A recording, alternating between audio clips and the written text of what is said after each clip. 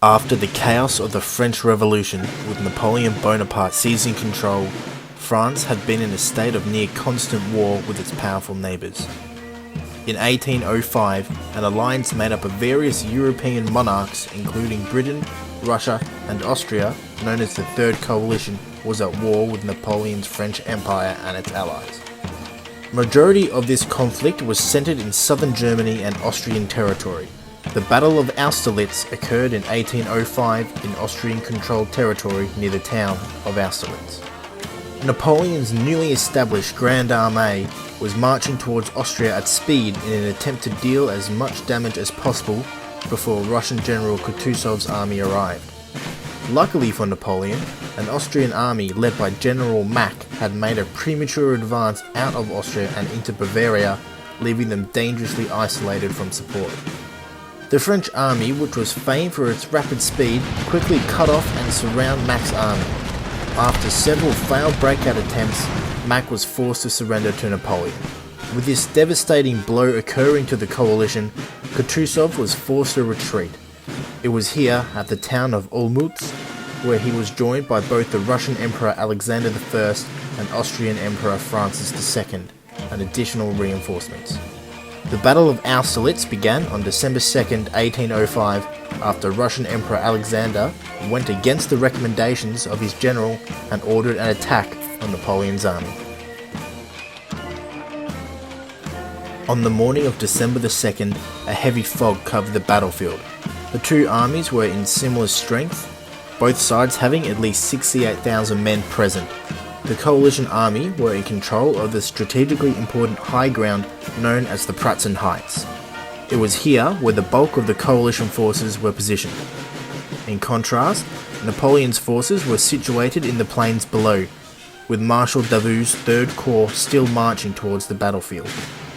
The coalition discovered that the right flank was significantly weaker than the centre and the left of Napoleon's army, and thus they planned on breaking through there, then marching towards Napoleon's centre and enveloping him in a large-scale flanking move.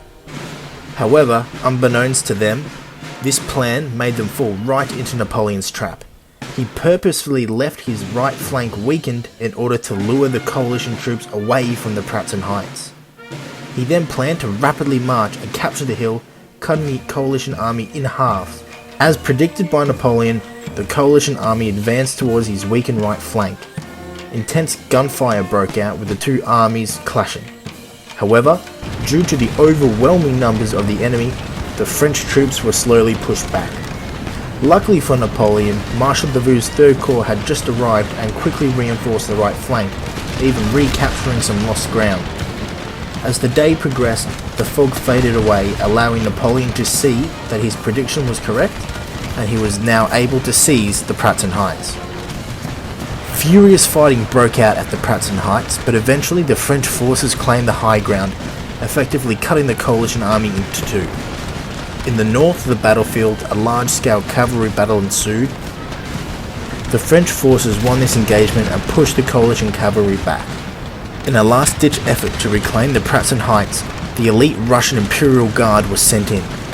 Napoleon countered by sending in his own elite guard, which managed to once more push the Russians away from the heights. After this failure to reclaim the heights, the coalition army retreated from the battle. With the centre of the enemy force gone, Napoleon was able to swing his army down south and completely surround the coalition troops that had initially attempted to break through the French right flank.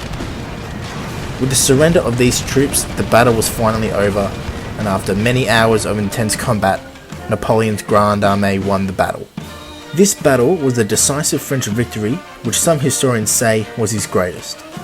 The French suffered around 8,000 dead or wounded, whilst the coalition suffered around 16,000 dead or wounded, as well as over 10,000 being captured.